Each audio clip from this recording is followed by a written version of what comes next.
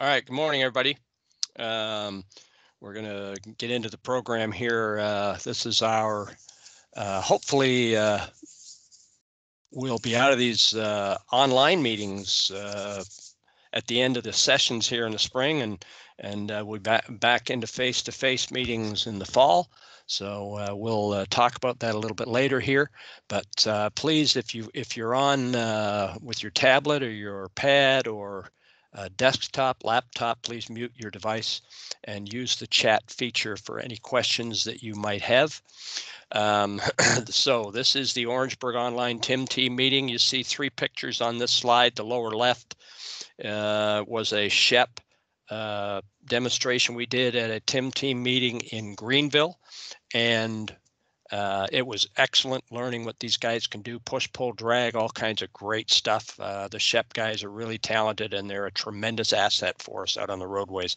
The middle picture is a tabletop exercise we did at a Rock Hill TIM team meeting, and we can do these tabletop exercises pretty well anywhere by request. You can get a hold of us and we can come out and do these, and we will continue to do them once we get back into the face-to-face and in-person TIM team meetings. Lower right is a truck that's just been replaced with a brand new one at House Springs Fire Department just south of Florence. Got 100 traffic cones in it. It's got a great wrap on it they put around the truck with all kinds of good messages. A message board sign that flips up in the back there behind the cab of the truck. They can program whatever messages they want into that, and it tows a full-size message board sign as well. So pretty neat setup. And House Springs and now 2 or 3 other departments are hopping on board with equipment like this. They make it available to any agency that requests it in their area, and they've been well used, so it's great. So next slide. Who we are, why we're here. Well, we are the first responders that go out and expose ourselves to the D drivers 365 days a year, 24/7. Why are we here? We're here to network. We're here to share information, and the different agencies, law enforcement, fire, EMS, tow operators that are participating today. Very important that we do this information sharing, and that we're meeting each other in these meetings, greeting each other in these meetings, exchanging business cards and names, because we need to know each other before we get out on the scene. Showing up at a wreck is the wrong place to exchange business cards. That's why these meetings are important. We encourage you to talk to other people in your area and tell them about these meetings. It's very important that we all get together and discuss this stuff. So we'll be coming out with a fall agenda probably in a few months, and look for those to head your way. So today's agenda, what are we going to be doing today? I'm going to go through some brief presentation on some statistics for the Orangeburg area, and then we'll have a presentation on from the towing industry of South Carolina, towing and recovery industry, that'll kind of update people on what's going on in the private end of our public-private partnership, and the tow operators, of course, are a very important part of this whole process. Then we'll have a presentation with Operation Lifesaver from the rail industry. Some pretty good stuff that we're gonna share with everybody there. So, and then I'll finish up with an extremely brief but important message on how to handle the media at a wreck scene. So the next slide shows you the all but one of the disciplines that we're trying to make sure are involved in these meetings and in our Sharp 2 trainings when we do them around the state. And you can see law enforcement, fire, EMS, SHEP, tow and recovery, DOT, DHEC, corners, and the media. We like the media coming in, sitting down and finding out what we do, how we do it, and why we do it. That's very, very important. And of course, we go through a South Carolina presentation that has our South Carolina laws and how they apply and allow us to do certain things, and in some cases possibly restrict us from doing certain things. So it's important that these people participate in these meetings and in these Sharp 2 presentations. Okay, next slide. Again, this is our spring online team meetings for South Carolina. We're constantly looking for suggestions as to subject matter, topics for future meetings. If you've got something you'd like to see covered, please contact us. The fall meetings last year, we had a presentation from DHEC on emergency response, why and when and how, what they can do, what they can't do, when you call them, when you shouldn't call them. We had a good presentation on public safety officer distracted driving, very informative stuff that we covered. So we're always looking for some good topics to share with everybody. Again, we will have meetings October, November of this year, and we've just received approval that these will be back face to face. So we're looking forward very much to sitting down and talking to people face to face. That'll be great to do that again. Check with sctimnetwork.com. That's the website where you can get updates for the scheduled meetings and training dates and locations. If you're not getting emails from us, please check that website so that you can get all the latest information. And if your agency would like to host a meeting in the fall of 2021, please get in touch with us, and we'll certainly try and schedule that for you. So the next slide shows we've got a couple of these TIM team meetings today, and then we finish up next week. We finish the 10 TIM meetings, TIM team meetings next week, Tuesday and Thursday, and that'll be it for the spring. Next slide, please. TIM training is picking up again, and we'll schedule it when you want us to schedule it. We'll do it weekday, weeknight, Saturdays, shift. One agency, we did 4 Tuesdays in a row. It was very well attended, had all their people there, and many people from outside agencies. So we're very happy to do that. If your agency would like to host the SHARP 2 traffic incident management training, please contact us and let's get some dates together. Just from these meetings that we've had this week, I've already got some requests to schedule some SHARP 2 training, so that's great. If you don't want to host one, but you find that there are some people that need the training, check sctimnetwork.com for updates. It's constantly, we are adding dates and times and locations to that onto the calendar. All that's required is a minimum of 15 participants. There is no maximum, and as long as we can follow COVID protocol, we can fit as many people into a class as you'd like to put in there, and it's got to be open to all disciplines as well. If you're a law enforcement agency, we need to invite fire and EMS and DOT and tow operators, and same thing if you're a fire agency, we need to invite those other disciplines as well. So that's extremely important. Everybody's got to get through this and playing off the same sheet of music. Next slide, please. These are figures published by the Federal Highway Administration. Every time that I do training, I input, I have access to the FHWA site and I input our numbers. Unfortunately, they've updated the numbers for most of the states and show them here as of March 29th of this year. We had some problems with access to the website, as did some other states. So our number there just reflects December 31st, does not reflect our most recent additions. I put another 255 people through the training, and they're not reflected in here yet. So hopefully when they publish these at the end of this month, it will reflect those people. Next slide, please. Our goal last year, even with the virus, was 60%. And this, as far as South Carolina is concerned, this is our number to the end of last year. So 60.5% is what we hit. So we did pretty well. We're probably up around 62, maybe a little over 62 right now with that additional 250 or so that I've put through this year so far. Next slide. So locally, what are we looking at here? And this is as of 2 Sundays ago, April the 11th.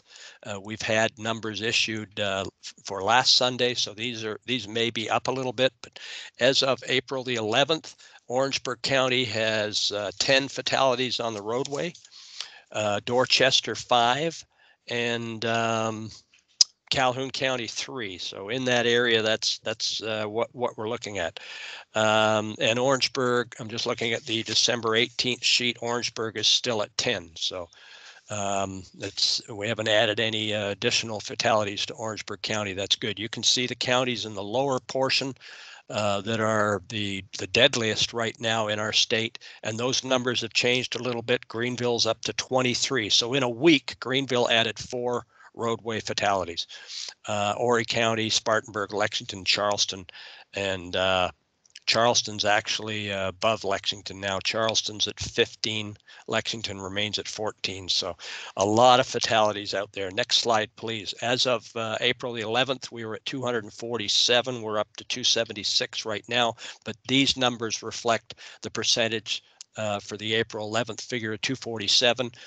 You can see that Orangeburg, Dorchester, and Calhoun total 7.2% of the fatalities in our state year to date. So, nothing, we're not saying anything other than we've got a lot of carnage out there. There's a lot of speeding.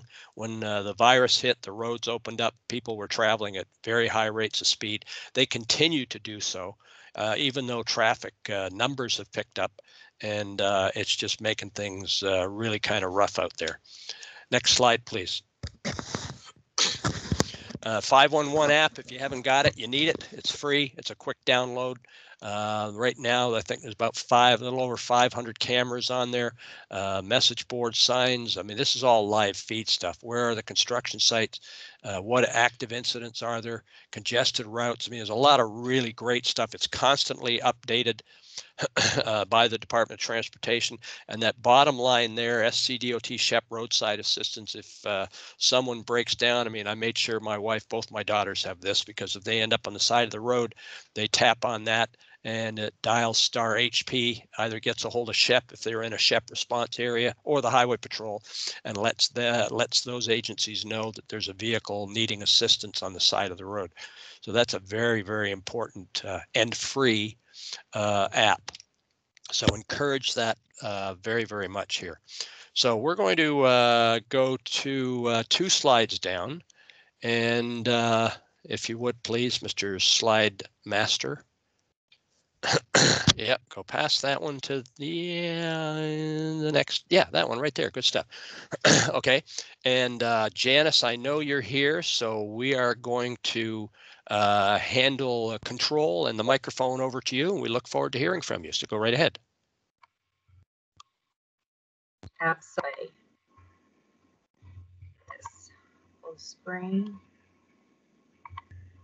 There we go. Okay.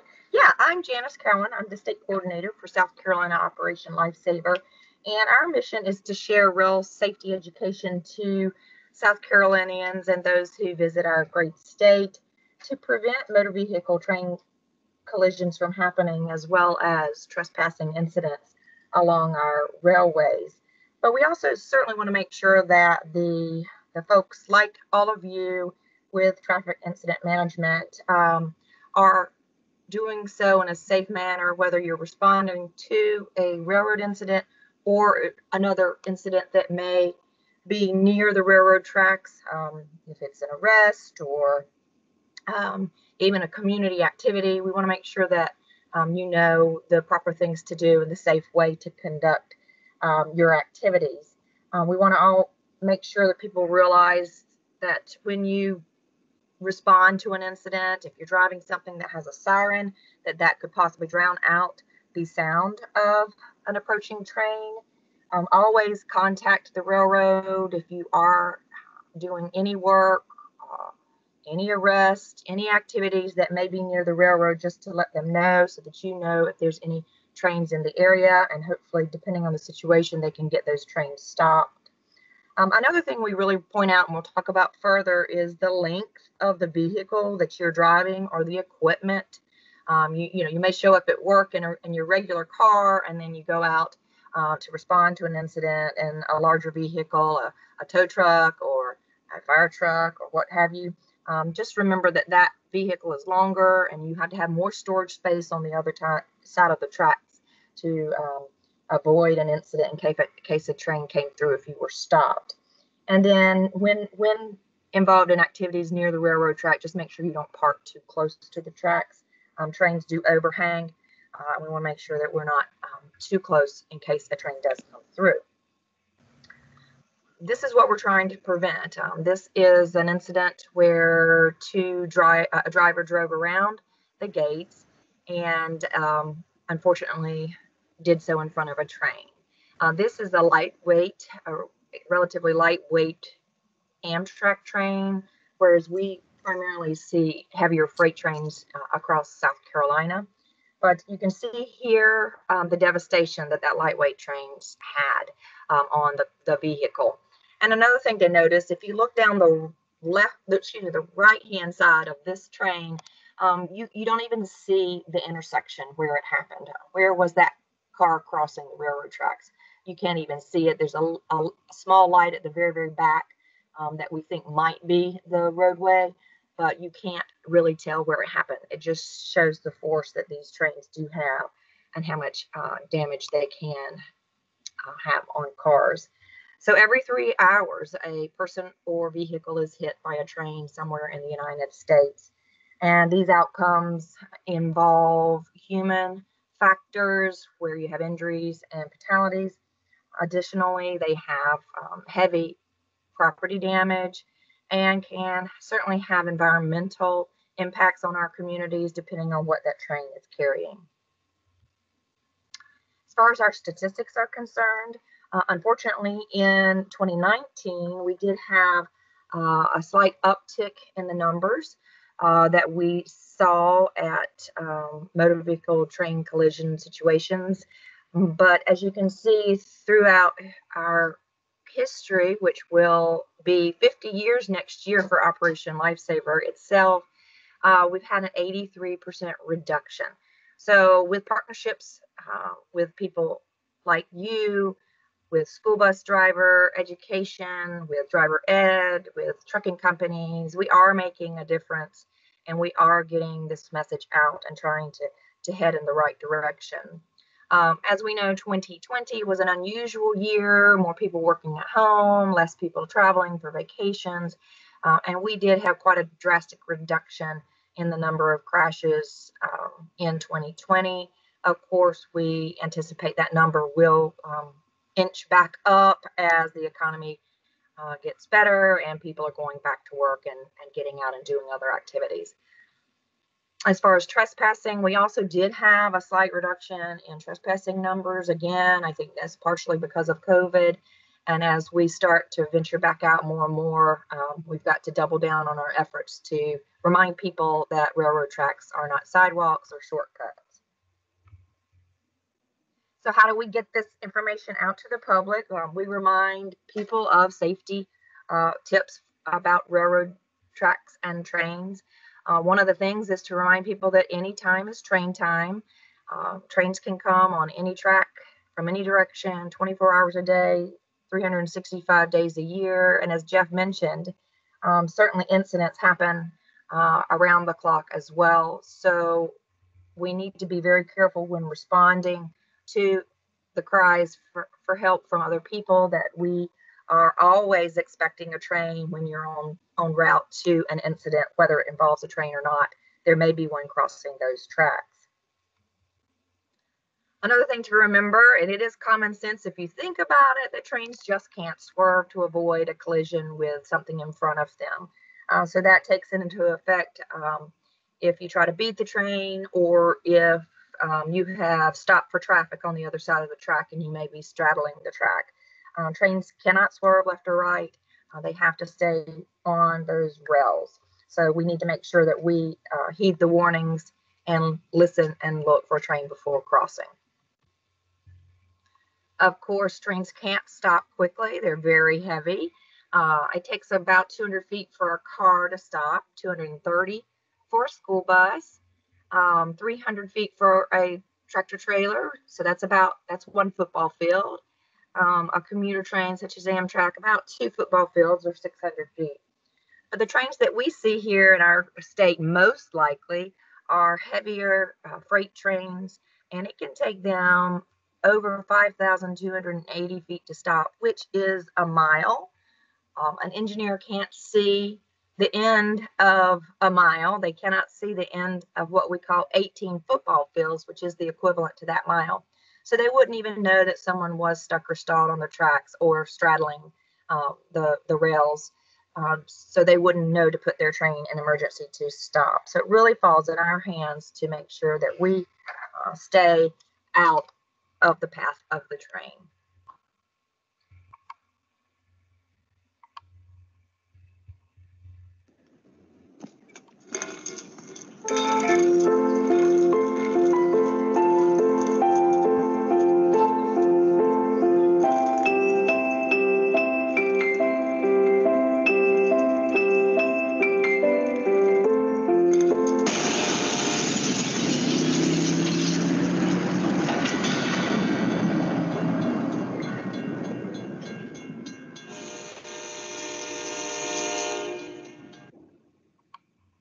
So that was a demonstration of the impact that a car has on a soda can, but it relates to the impact that a train can have on a car.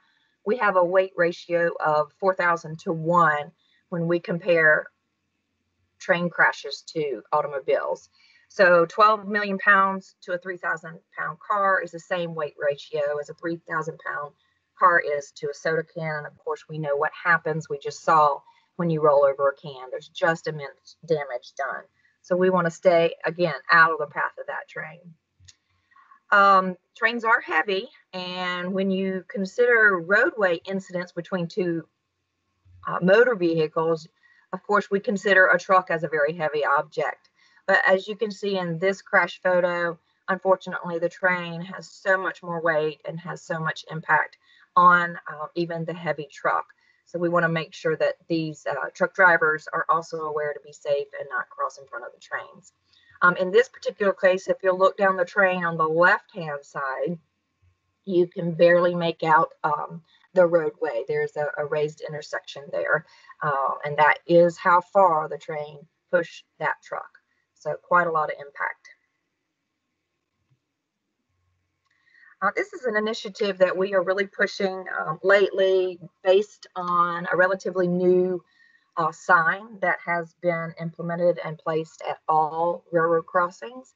That is what to do in case of an emergency. If you are stuck or stalled for some reason on the tracks, what do? Well, first of all, you get out. Whether you think a train is coming or not, you get out of the vehicle and you get away from the railroad tracks.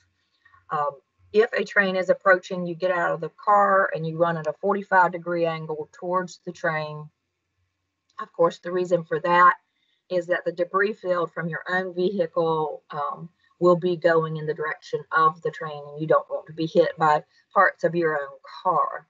If you are to show up at a situation where someone is stuck or stalled on the tracks and they call 911, make sure that those people get out of the train, out of the car, whether you think there is a train in the area or not. Just get them out of the car. Don't try to start it or move it until you have contacted the railroad to make sure that they can stop any train traffic in that area. So that sign I was talking about is this blue and white sign. It's the Emergency Notification System sign, or ENS is what we call it. This is posted at every crossing in the United States. That phone number is manned 24 hours a day in case of an emergency. Of course, people do call 911 in these incidents where they have an emergency at the track, and that is certainly fine to do so. But the fastest way to get in touch with the railroad and to have any train traffic in the area stopped would be to call the 1-800 number posted on this crossing. This 1-800 number with all the fives is just an example. Each crossing will have its own unique number based on the railroad that operates at that crossing. So make sure you're looking for the sign, calling that number, and then giving them that crossing identification number. That is like the address for that crossing and no other crossing in the United States, so they can alert the proper train crew in that area and make sure that they don't have any trains coming down that track.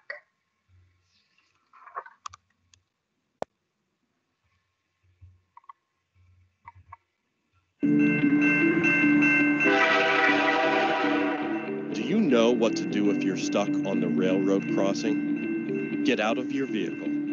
If If a train is not approaching, find the blue and white emergency notification system sign on the traffic signs at the crossing. For help, call the number on the sign and give them the crossing number so they know your location and can alert train traffic. Remember, find the blue and white to save your life.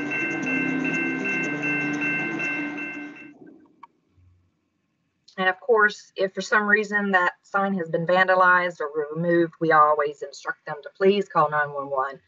Let someone know that there's an emergency so we can not have that situation become even worse.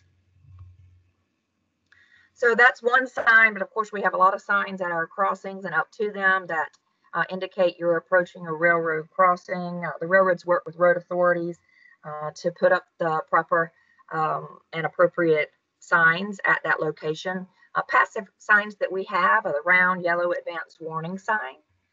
You have your pavement markings on the road, and you also have a double yellow line, which is a no passing zone, just like other intersections as you approach the crossing. At the crossing itself, you have the white bars that say railroad crossing. That is your cross buck. That is a yield sign. So we would appreciate if you're in the enforcement area and you see a person try to beat the train, just narrowly getting across the tracks, to remind them that it's against the law to do so, and very unsafe as well, because it's a 12 million pound train possibly coming down the tracks. Then we have a painted line, is a painted stop bar. That is the place that you don't pass. By law, you need to stop no closer than 15 and no further than 50 feet from the tracks, and that's so you have a clear vision of the rail to make sure there's no trains approaching. One other passive sign that we have is a stop sign. Some crossings do have those. Just be aware that that means stop, like at any other intersection. Our active warning devices are bells and lights, and then bells, lights, and gates. They mean if they're activated, stop. It means stay until the train has passed. Here you'll also notice that it says 3 tracks. If there's more than one set of tracks at that crossing, there will be a sign that indicates how many there could be.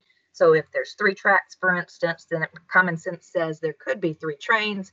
So if a train is passing, you want to make sure you see down all tracks before crossing over the rail. And of course, the other active warning device that we have are lights, bells, and gates. It's against the law to cross the tracks. If those are going down, they are down, or if they're going up, you're supposed to stay at that crossing and not move. It's a 4-point violation to drive around the lower gates, but of course, it's much more dangerous, and you're putting your life and those in your car at risk. The reason you want to make sure that you stay back and that painted stop bar is so important is because the train does overhang the tracks by 3 feet, and that doesn't include things that they may be carrying or straps or chains. So staying that 15 feet back on the front side when you stop, but as well on the other side of the tracks, make sure you have that same clearance, not having your vehicle or equipment hanging over the rear of the train tracks. We have a campaign running that involves rails and recreation. They just don't match. They don't mix. As the weather gets better, we have more people getting out to recreating, which is a wonderful thing. South Carolina is a beautiful place, but we want them to be mindful that when they cross those tracks, they need to make sure that entire boat, that entire camper, or whatever they are pulling is also across the tracks when they do so. As we mentioned, we do try to prevent trespassing. Railroad tracks are private property. They're not sidewalks or shortcuts. It's very dangerous to be out on the rails. Actually, trains are very quiet. You don't have the clickety-clack that you had years ago because the rails are continuously welded. So they actually can be quite quiet. So we want to make sure we're not on the tracks, and certainly don't have distractions like headphones. And we remind people that only safe and proper and legal place to cross railroad tracks is at a designated crossing. So here again, we're reminding people, don't hunt from the tracks, don't fish from the tracks. If you're operating an ATV, that can drown out the sound of oncoming train whistle. So just be mindful and don't recreate near or on the railroad tracks. And we have a volunteer program that allows you to take our messages out to the public. We have messages targeted at trucking companies, buses, driver ed, young children, all ages and all types of occupations. We'd be glad to have you volunteer and join our team. If you'd like to do so in your community, go to www.oli.org, and at the top, click on the volunteer tab. The steps that will happen is I'll get an application from you. I would approve it. You'll then get a link to an online classroom. It takes about an hour. And then following that, I will go in and we will set up, currently due to COVID, it would be a virtual session with other volunteers to go through our materials, show you where they are on our website, and answer any questions that you have. And then that would be all. You'd be set as an authorized volunteer for Operation Lifesaver. So we would love for you to join our team. But otherwise, we thank you for what you do. And thank you for helping us share railroad safety in your communities. So stay safe and see tracks, think train. Thanks, Janice. Great stuff. And I know for a fact, I mean, I was out chasing a couple kids setting a bunch of fires several years ago along the rail lines here in my area. And you didn't hear the train coming. You kind of felt it a little bit, but it was really quiet, and it was through before you even knew that it was there. So very, very dangerous. People got to make sure that they're aware of what's going on. So now we're going to hear from Anna Wingard, and she's with the Towing and Recovery Association of South Carolina. And Anna, I'm going to hand the microphone over to you. Good morning, everybody. This is Anna Wingard. I am the president of the Towing and Recovery Association of South Carolina. But first and foremost, I am with Wingard Towing Service. We are out of West Columbia. And we are a business, third generation family owned business. So next year will be our 50th year in business. And I mentioned that just to say that we kind of have a unique perspective in the fact that we can tell you how the trends have changed over the past several decades with towing. If you go to the next slide.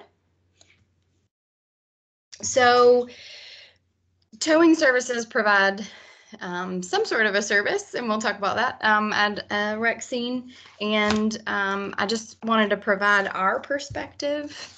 It's pretty obvious, but the ultimate goal of a towing service at a rec scene is to safely and efficiently clear the roadways so that traffic can continue flowing after an arrest, a wreck, an abandoned vehicle is found, a private property impound, a breakdown, etc., really any reason.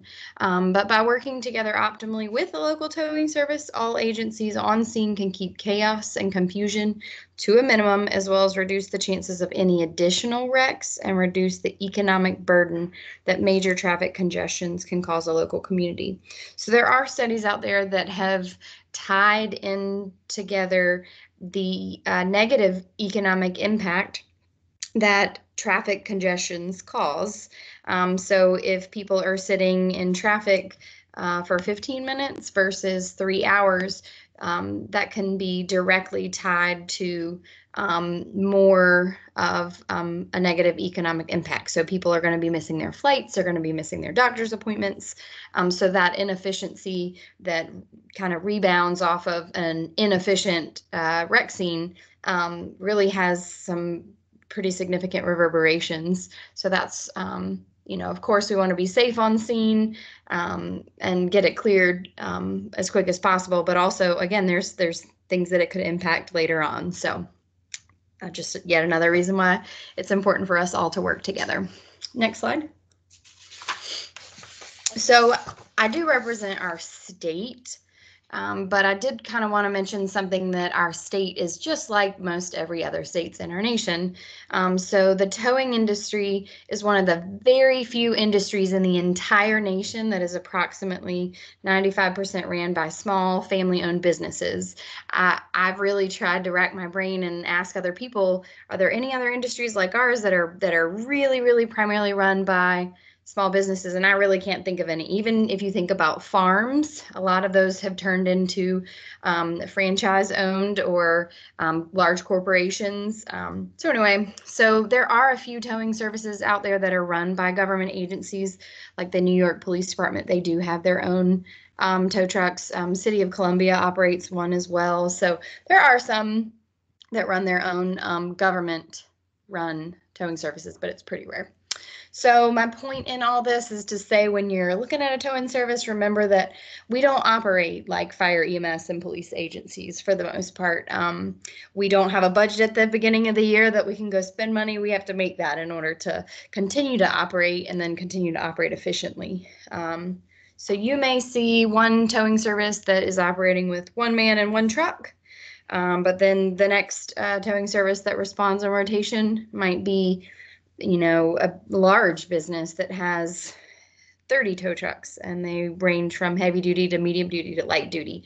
And it might be hard to kind of compare one towing service to another, but at the end of the day, as long as the job is done, it really doesn't matter how the business has their fleet of vehicles. So again, that's kind of brings it back to why these trainings are important. So there are really no standardization processes on how we are supposed to tow a vehicle. It's my understanding that fire, police, and EMS, they have a lot of training, a lot of standardized training, but in the towing industry, there is a lot of job-based training and experience-based training. So we love being included in these trainings. Even in the state of South Carolina, we might have 1 or 2 trainings from a company called RecMaster or the American Towing and Recovery Institute, but I'm serious when I say it's limited to 1 or 2 trainings a year. And it might be in Greer, South Carolina. So are all the towing services in Charleston going to go to Greer? Probably not. So I just say that to to let you guys know that there really isn't a lot of standardized training procedures in our field. And so a lot of times we just show up and figure it out. And there are some skills related to that as well. So anyway, if you'll go to the next slide, please. I wanted to take a moment to talk about the relationship between towing and each other discipline that's typically found on a scene. So we initially rely on dispatch, and we really want them to be telling us more than just an incident address to show up to. We really want to know things like vehicle type, towing a moped versus an 18-wheeler. We need to know what kind of truck to send, because that is 2 completely different situations, a different driver and a different piece of equipment. Other details that we need to know is the disposition of the vehicle. Is it in the woods, in a ditch? Are we towing this with a key because somebody was just simply arrested? Or is this a wreck and the vehicle is now, half the size it was before it was wrecked? So need to know those sorts of details. We also really need to know alternate route information so that we don't get stuck in the very traffic that the wreck has caused. So if we need to go up to the next exit and go in reverse in order to get the vehicle out of the roadway, to clear up the roadway so that traffic can continue flowing, that is extremely valuable information that sometimes dispatchers may not realize that we really need to know ahead of time.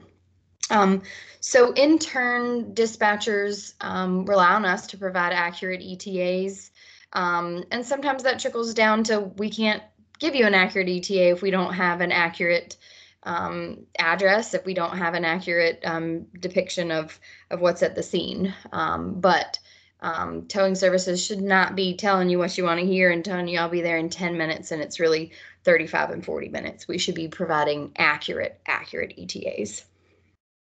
All right, next slide. So towing and fire departments. the very obvious thing would be that we rely on fire departments to block the wreck scene with their fire truck. And I've kind of said this before, that I feel like the general public is starting to notice that this is a strategy, because I've just heard people say, well, I couldn't see the wreck scene because there was a fire truck blocking it. Precisely. So keep doing that, because I do think that that is being noticed to people who may not realize that it's intentional. Something that we are relying on fire departments to do is going ahead and disconnecting batteries in cases where they think that a fire may ignite post-collision.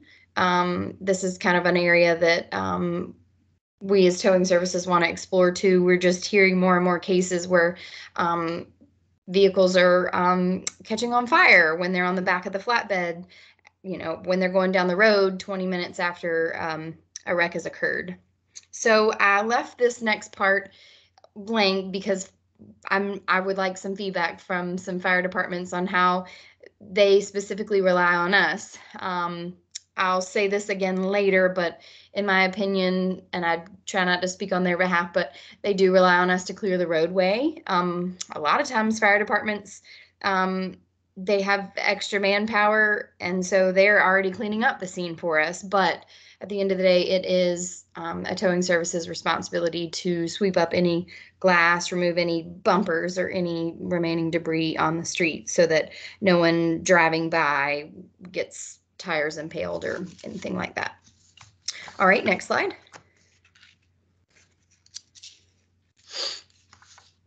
So police agencies are one of the ones that we rely on the most. They are the ones that are typically requesting our services to their dispatch, and then we get dispatched out by 911. So we rely on them to dispatch us when appropriate. We rely on them to direct traffic so we can keep our eyes on what we are doing. So we call that hooking and booking. The more that we can focus on getting the vehicle out of the roadway, the faster we can obviously do it. We also rely on police to dispatch out other necessary services like the power company. That pole that a vehicle hit and its associated line would need to be disconnected before we try to remove a vehicle from a power line or a power pole. And then in turn, police departments rely on us occasionally to, help the stranded motorist, like a jump start or even possibly changing a tire.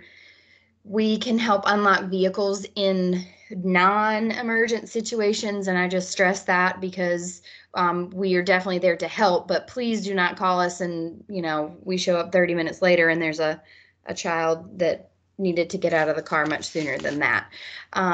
Again, to just repeat again that it is a towing services job to clear the roadway of any and all debris.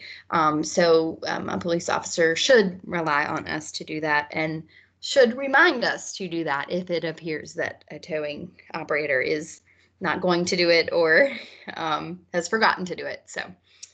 And, if we are clearing the roadway, we might still need the police to direct traffic because the car may have been removed, but there still might be debris. So we may still need the police department or police agency on scene to continue to block the roadway for us in those incidences. All right, next slide.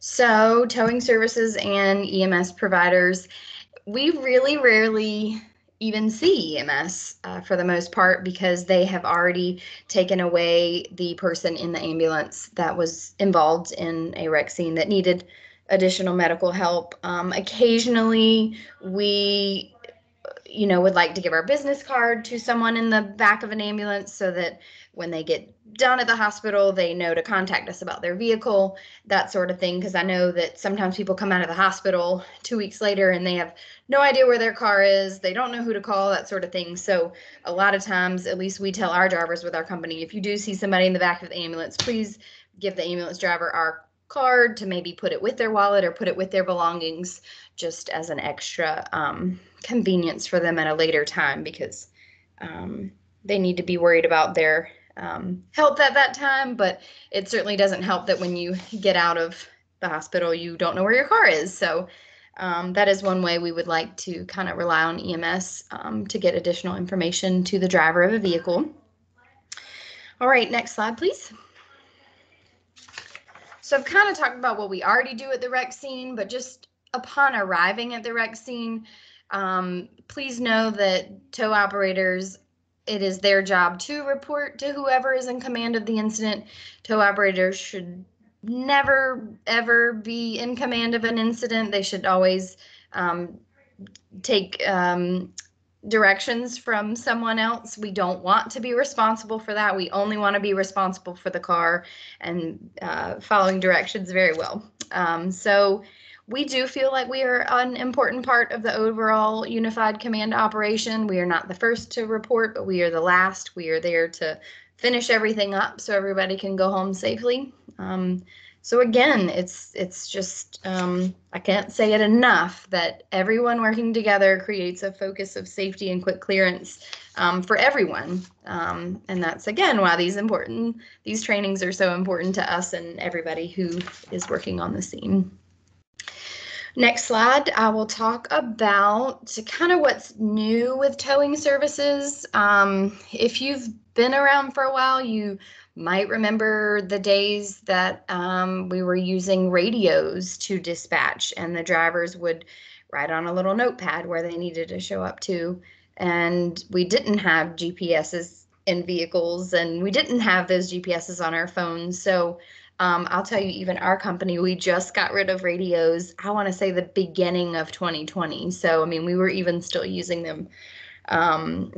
But now we have customized towing software options that have just been available to our industry recently, even in the past 5 years. So about 10 years ago, we were using trucking software, like long haul trucking software, that we just tried to make it work for our industry. But really in the past 5 years, there have been changes in towing software. So there's specific towing software. And why that matters is we are able to get information quicker, then therefore we were able to dispatch it out to our drivers quicker.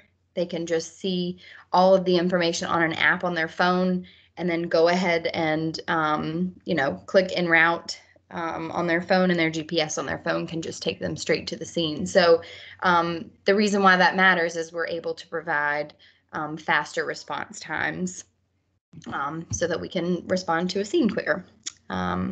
We're also utilizing other public information, such as the 511 app, to look at cameras on the interstate if we know that a vehicle is broken down, or maybe we do only have an incident location. We don't have a vehicle type because the dispatcher can't give that to us. We can just look on the camera and we can see exactly what we need to see so we can send the correct driver in the correct truck. We also use South Carolina Highway Patrol AutoCAD. That also gives us additional information.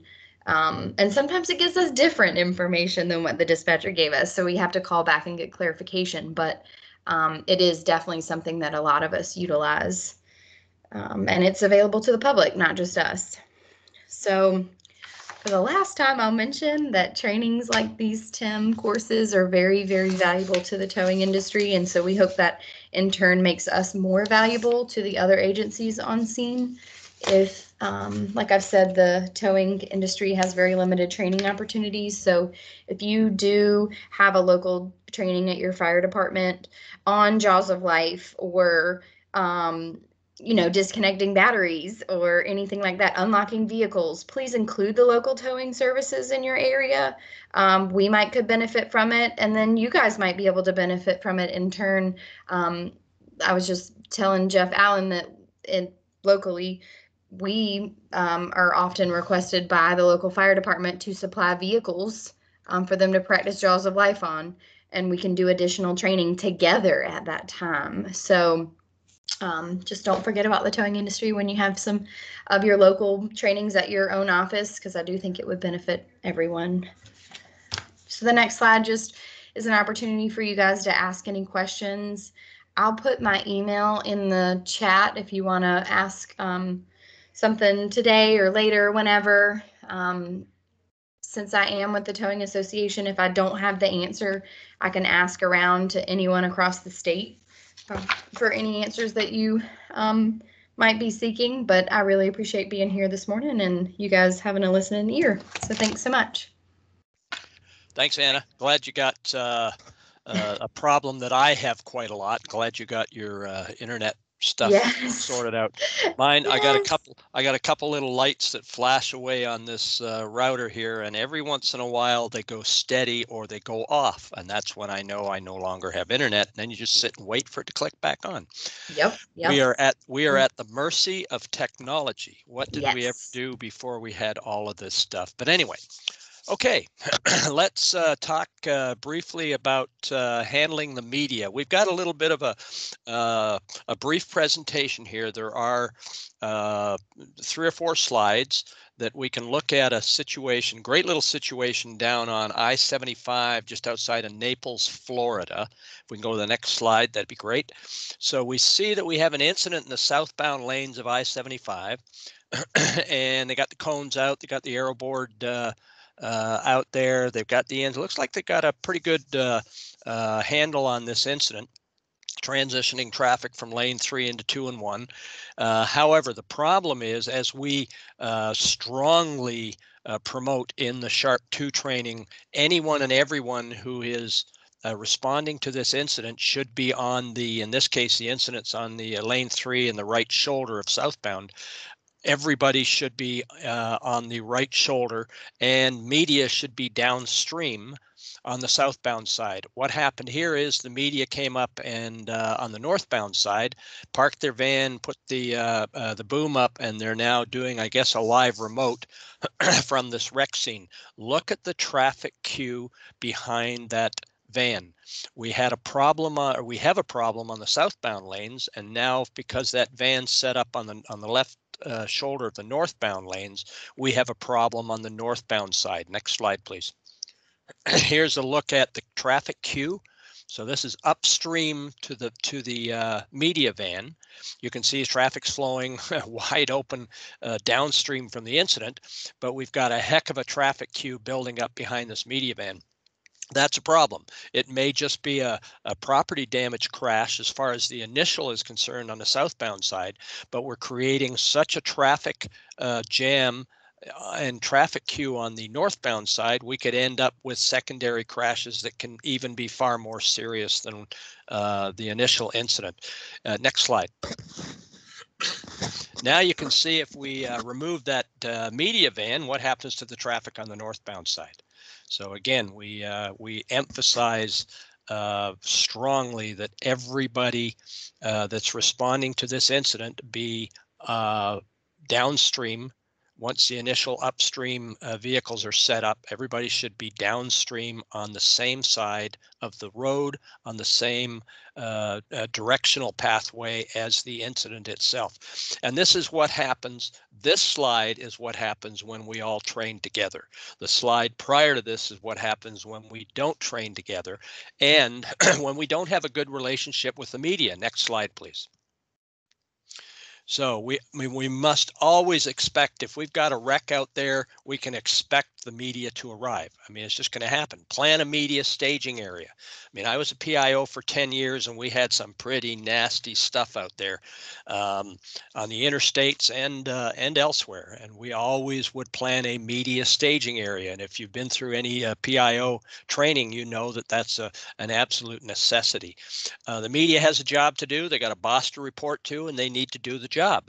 And if we don't give them information, they will interview people. They're good at that. They'll get cell phone videos, cell phone pictures, and they'll put a story together because that's what they're paid to do. The problem is the details may not be correct. So we must make sure someone is assigned to deal with the media. Next slide.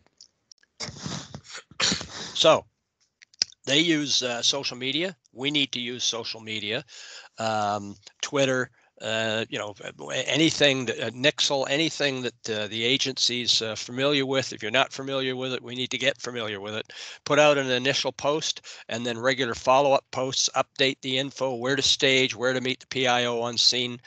That's important. If we don't have a pre-designated PIO or the PIO is on vacation and he's not responding to this incident, then we need to consider a unit or shift level employee, a battalion chief with the fire department, or a squad, a corporal or a sergeant with a squad with the police department. Somebody needs to go through, and our emergency management division in this state has some great PIO training. It's free.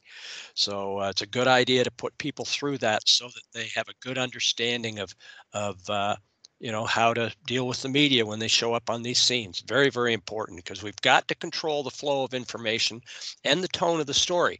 And the worst thing we can do is just give a no comment response. If we are